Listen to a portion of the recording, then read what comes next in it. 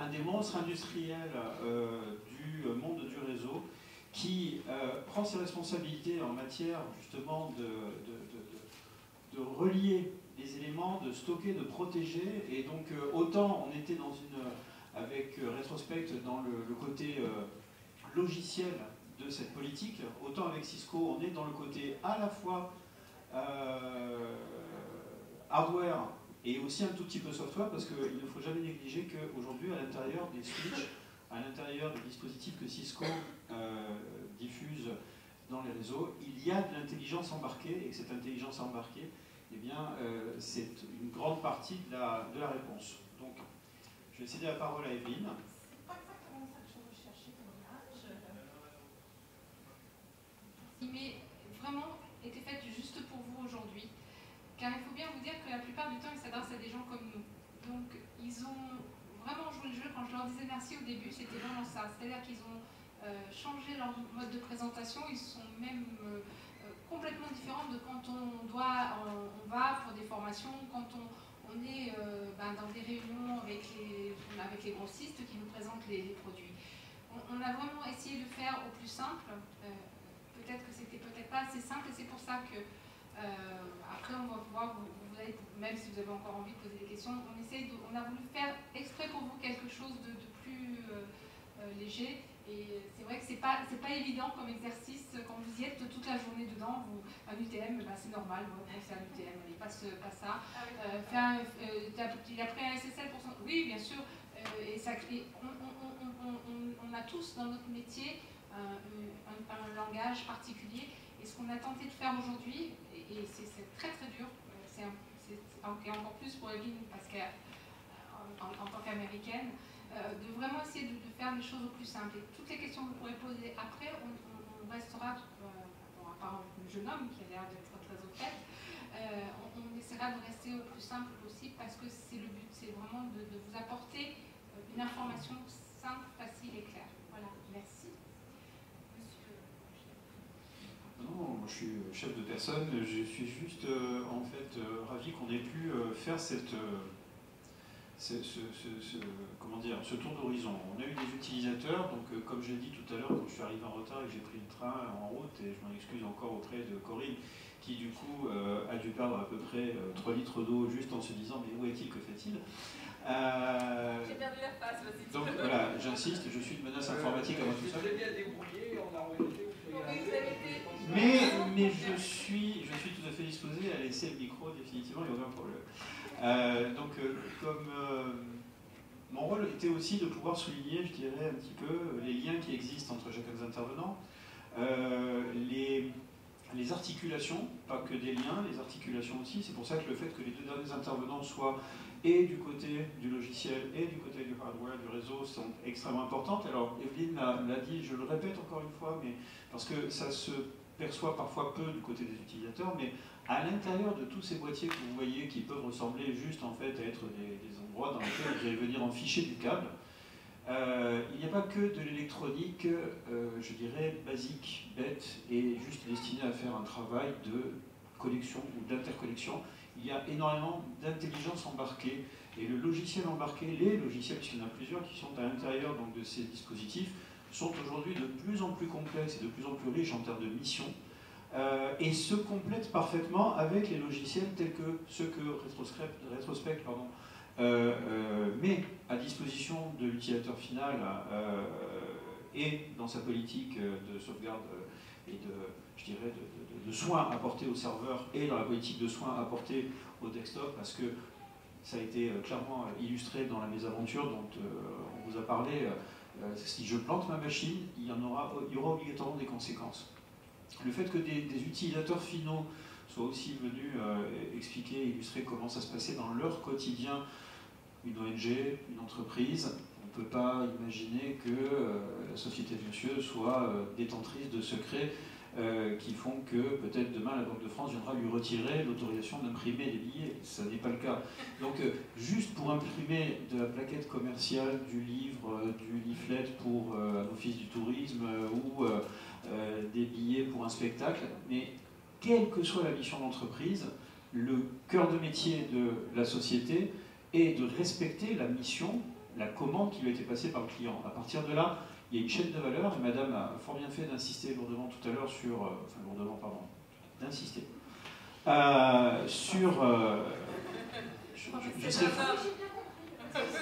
Je serais fouetté. D'insister en tout cas sur cet aspect qu'on néglige régulièrement, c'est-à-dire que si vous n'étiez pas intervenu, en fait, on serait peut-être passé olympiquement sur les notions de droit qui sont pourtant ô combien présentes à l'intérieur de ce paysage et ô combien prégnantes à l'intérieur de ce paysage. Il y a une notion de responsabilité. La responsabilité, on sait à peu près comment elle fonctionne. Gardons en tête ce qui nous a été dit par Madame dans ses métiers au quotidien. C'est l'entreprise qui, au premier chef, est responsable. C'est elle qui ensuite va pouvoir éventuellement se tourner pour regarder de la part de ses propres prestataires ce qu'il en est de la possibilité de les attaquer ou pas, et donc de faire ce fameux effet domino que je vous évoquais tout à l'heure. Mais l'entreprise, au premier chef, est responsable. Et donc, l'imprimerie de monsieur, détentrice de mes données, moi qui ne fais que imprimer un prospectus pour vendre ma caravane, eh bien, pour autant, je peux dire que le simple fait que monsieur soit détenteur sur ses disques durs de quelque chose qui est à la fois mon nom, mon numéro de téléphone, mon adresse email et peut-être même mes coordonnées bancaires, ça fait déjà beaucoup pour une seule personne le jour où elle va perdre ses coordonnées, ou éventuellement le jour où elle va se faire pirater ses coordonnées. Ça, c'est encore une autre histoire. Mais donc, de ce fait, la responsabilité est forte. Donc là, on a eu un paysage. Les ONG, pour lesquelles on ne s'attendait peut-être pas nécessairement à ce qu'elles soient à ce point efficaces en termes de stratégie de sécurisation, or, ça nous a été démontré, une entreprise, je dirais, tout à fait traditionnelle, mais qui a un comportement pas traditionnel, puisque respectueux de la notion de sécurité, et puis les acteurs de ce paysage-là.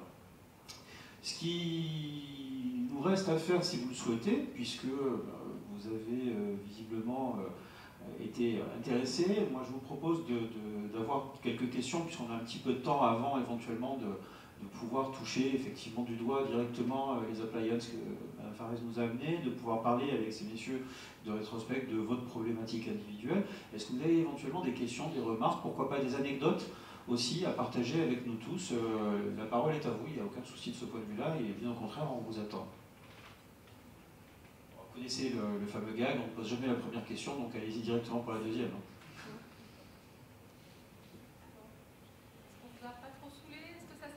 Donc j'en déduis que vous allez sortir d'ici, certifié Cisco, certifié rétrospect, que vous pouvez passer les examens et que tout va bien.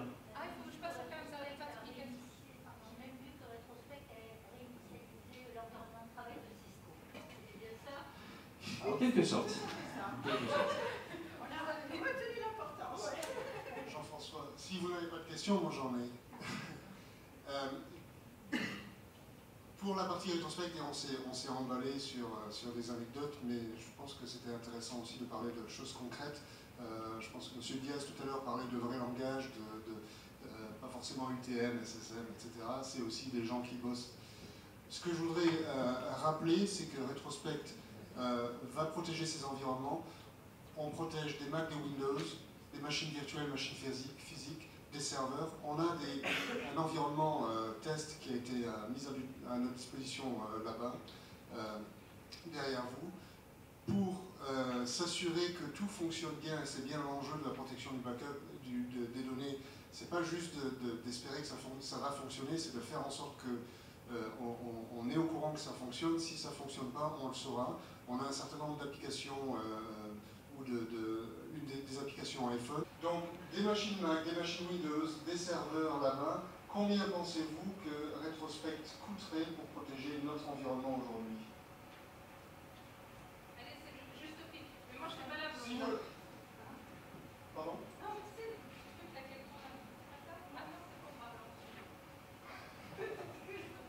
Bon, on va commencer par 100 euros. 509 euros. Ouais, et ça, c'est 600.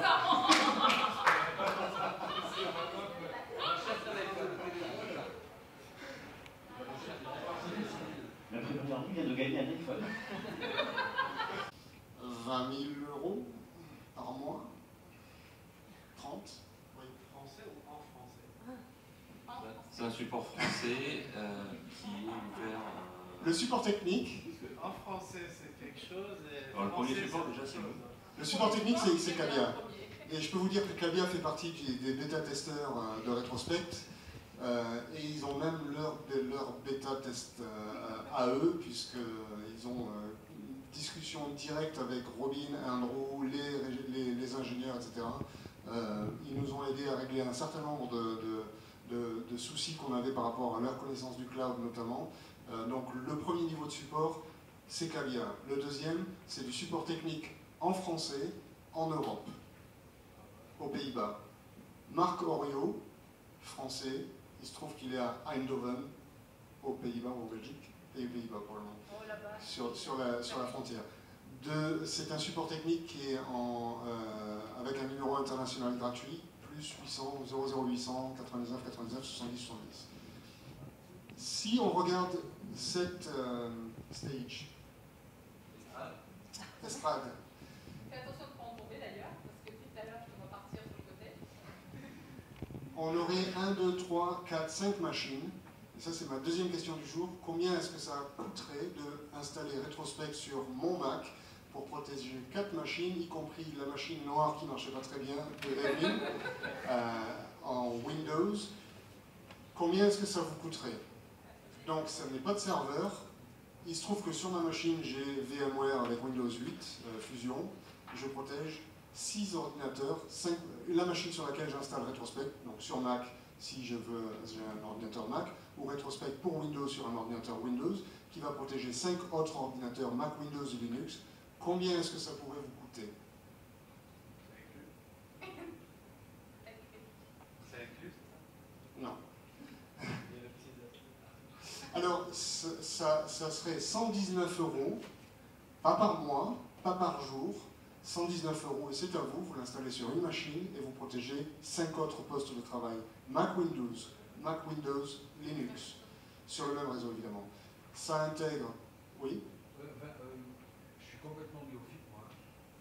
Quand vous dites protéger, je ne comprends pas bien parce que les données elles sont perdues sur la machine qui contient le logiciel. Si elles sont perdues, votre logiciel est perdu et je fais quoi Donc, ça fait... On a un certain nombre d'utilisateurs qui nous appellent, notre support technique, qui nous disent on a perdu nos données, est-ce que vous pouvez nous aider à les restaurer? La première question c'est est-ce que vous avez Retrospect? Non. Donc non, on ne peut pas. Notre boulot c'est de vous aider à restaurer des données qui ont été sauvegardées avec Retrospect. Donc il faut avoir Retrospect avant, il faut installer Retrospect. J'ai Retrospect, j'ai installé Retrospect, je travaille, et puis un beau jour, la machine même sur laquelle j'ai installé Retrospect, elle plante. Je fais quoi? Donc Retrospect va être la solution de sauvegarde qui va backuper vers des médias externes dans les règles de backup ou les bonnes pratiques auxquelles on a fait référence mais qu'on n'a pas pu aborder parce que j'étais très bavard. On conseille d'avoir des backups sur des disques durs en NAS avec des rotations de médias. Donc je vais avoir du lundi, mercredi, vendredi, je vais avoir du mardi, jeudi, samedi. Si un de ces médias plante, c'est pas que je me vandalise, mais j'habite en Angleterre depuis 10 ans. La machine, le lecteur le NAS va se planter, celui du lundi, je pourrais au moins revenir au backup du samedi. Donc rotation de médias. On va ensuite avoir des sauvegardes hors site. Avec un certain nombre de niveaux de hors-site. Est-ce que c'est l'ensemble? Jean-Christian, je crois que c'était pas ça la question. La question c'est si mon ordinateur crash, comment je récupère mes données? Vous allez sur n'importe quelle machine, vous téléchargez Retrospect, vous l'installez de nouveau sur votre machine vierge et vous restaurez vos données. Tout simplement. Bien sûr, merci. C'est 10 minutes de téléchargement, une demi-heure de restauration selon le volume. Y compris dans le prix d'achat du logiciel d'origine. Oui, vous avez... Alors, ça permet de mettre le doigt, si vous permettez, parce que de temps en temps, il y a le vieux pédagogue qui est en moi qui se réveille. C'est qu'on a beaucoup parlé je dirais, de concepts logiciels ou matériels, mais on n'a peut-être pas effectivement, c'était sans doute ce que tu voulais mentionner tout à l'heure, donner, je dirais, un petit peu la recette magique. La recette magique aujourd'hui, elle est que Retrospect n'a aucune baguette magique. Ça, je le dis devant eux parce qu'ils le savent et c'est les premiers à le dire. Ils n'ont pas de baguette magique si tant est que vous n'ayez pas pris comme première décision d'avoir une vraie politique de sauvegarde. C'est-à-dire de commencer à vous regarder vous-même et dire est-ce que j'ai un ordinateur? Oui. Est-ce que le contenu de mon disque dur est sensible? Oui. Est-ce que je prends ce contenu et je le mets à l'extérieur de mon disque dur? Ça s'appelle une sauvegarde. Alors ça peut s'appeler une sauvegarde. À une époque, On faisait ça en brûlant de temps en temps des CD-ROM. Ensuite, on a grillé des DVD pour faire des backups sur DVD. Un jour, on a compris que les CD-ROM n'étaient pas éternels. Oh, zut! Et puis, on a commencé aussi à mettre des choses sur des disques durs externes. Tout à l'heure, vous avez entendu à plusieurs reprises le terme de NAS, ou en anglais SAN. Le NAS, c'est un disque dur qui n'est pas branché à l'arrière de votre ordinateur, mais qui est branché sur votre réseau. Donc ces disques durs réseau, ils sont, quand en plus de ça, on est un tout petit peu, je dirais, respectueux de sa propre sécurité. Je regarde à droite et à gauche avant de traverser. Donc moi, quand j'ai un disque réseau, j'achète pas un disque réseau dans lequel il y a un seul disque dur, mais dans lequel il y a au minimum ce qu'on appelle un RAID, un mirroring, c'est-à-dire qu'il y a deux disques durs qui sont identiques, copies conformes l'un de l'autre, et au moment où je sauvegarde quelque chose sur le disque en question, ce que je ne sais pas, parce qu'en fait je ne le sais plus, je ne veux plus le savoir, j'ai décidé de m'en fiche. Voilà. Mais ce que je fais, c'est que la copie de mes données ne se fait pas sur un seul et unique disque physique, mais sur deux disques distincts, Monsieur X et Monsieur Y, qui se trouvent être des vrais jumeaux, monozygotes, monovitellins, ils sont exacts, ils ont la même taille, tout va bien, idéalement c'est comme ça, on ne va pas rentrer dans les détails de NAS complexes. Et ce qui va se passer, c'est que là en plus, vous, non seulement vous sauvegardez, c'est-à-dire que vous prenez vos données sensibles et vous les mettez à l'extérieur de votre ordinateur, au travers de votre réseau, alors ça peut être au travers d'un réseau local, ou d'un réseau distant, tout à l'heure vous avez entendu parler de VPN, y compris par la Fondation Como. Ce qui est intéressant, c'est qu'une fois que c'est fait, absolument, ou physiquement, parce que vous pouvez sortir votre disque dur aujourd'hui, il y a des baies dans lesquelles vous sortez un disque dur, vous le pluguez, et puis ensuite, hop, ça le copie directement, et c'est dingue. Et là, vous ôtez de la tête, en fait, la difficulté de vous poser la question de savoir où sont vos données. Je vous en prie. Merci, M. Carrasco, pour cette précision. Mais on a commencé à parler de tarifs, alors c'est intéressant, parce que là, ça devient concret, effectivement. Mais donc, on a le prix du logiciel, donc pour tout le monde ici, si on était une entreprise, c'était 500 €, 509 €. Mais ça, si j'ai bien compris, ça ne comprend pas le NAS qui va être sur le réseau, et ça ne comprend pas la sauvegarde hors site qui est du champ de Caviar. Donc quel est le ticket global qu'on va devoir payer? Parce que le rétrospect tout seul ne suffit pas pour avoir cette offre. C'est la tête du client. Non, mais c'est une offre. Si on voit les photos, Donc combien ça, comment ça marche? Ça dépendra aussi ça dépendra de toute la structure. Il y a beaucoup de choses à personnaliser. Je ne vais pas vous donner un tarif comme ça parce que derrière, des fois, on arrive sur des structures, par exemple pour la Fondation Como, il a fallu tout reprendre à zéro. Donc je ne peux pas vous donner un chiffre comme ça, ce serait mensonger. Et ça n'est pas. Voilà. Parce que là, ce sont des logiciels. Nous, il y a des installations. Après, tout dépend du matériel que vous allez choisir. Si vous le prenez chez Cisco, tout ce que vous allez prendre comme matériel va rentrer autour. Maintenant, pour revenir sur ce que disait Jean-François, il y a aussi une notion, monsieur, que vous devez savoir, c'est au niveau des assurances. Les assurances, là, demain, même si vous n'avez pas rétrospect, vous demanderont toujours, en cas de perte de données, d'avoir toujours au minimum une deuxième sauvegarde externe. C'est-à-dire pas dans les mêmes locaux. Il faut que vous ayez la sauvegarde de vos données ailleurs. Je ne sais même plus, il y a même un kilométrage qui est demandé du type 3 km. Là, j'ai pas. Mais ça va jusque-là. Donc c'est vrai que le rétrospect ne peut pas, comme disait Jean-François, être une baguette magique, mais simplement vous apportez que lorsque vous perdez votre ordinateur, quoi que ce soit, hop, vous arrivez, tout revient à l'endroit où vous étiez à l'instant T de la perte de données. C'est ça. Après, voilà, je pourrais vous faire un plan sur la comète, vous dire ça de toute façon, vous pourrez voir dans l'infrastructure qui a été mise là, de demander un chiffre si vous en avez besoin, mais ça serait malvenu de ma part de vous dire parce que je ne sais pas quelle infrastructure vous avez besoin. Là, c'est un logiciel. Derrière, il y a beaucoup d'autres choses qui sont à mettre en place. Et après, chez nous, ce qu'on a, c'est qu'on d'abord, on va écouter votre besoin. Et après, on va parler technique. On va écouter ce que vous avez besoin, ce que vous êtes. Et vraiment, nous, souvent, on a des clients qui arrivent avec des idées, et on leur dit non, mais ce que vous allez faire, ça ne sert à rien, on va descendre en dimensionnement. Mais non, on va commencer petit et après on va voir pour monter. Le but, c'est pas d'arriver, de vous dire il faut mettre l'infrastructure de la mort qui tue, tout ça. Il faut vraiment se mettre par rapport à ce que vous êtes. Pour préciser qu'en fait, la notion de prix qu'on abordait, c'était partiel. Pour suivre les bonnes pratiques que vous recommandez, donc les sauvegardes hors site, tout ça, c'est un peu plus complexe à chiffrer, à dimensionner. Donc il y a un prix pour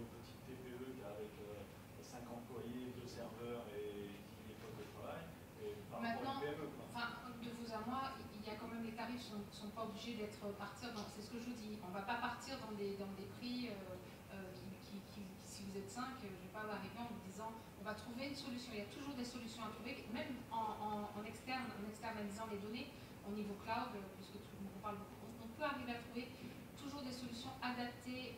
Alors, peut-être pas aussi belles et merveilleuses que celles qu'on a pu faire pour la Fondation Kobo, qui a des besoins particuliers parce qu'elle se connecte à travers le monde. Et il y a vraiment une nécessité. Mais après, une TPE, il y a toujours quelque chose à faire et sans partir dans des 20 000, 30 000 du tout. C'est bien en dessous.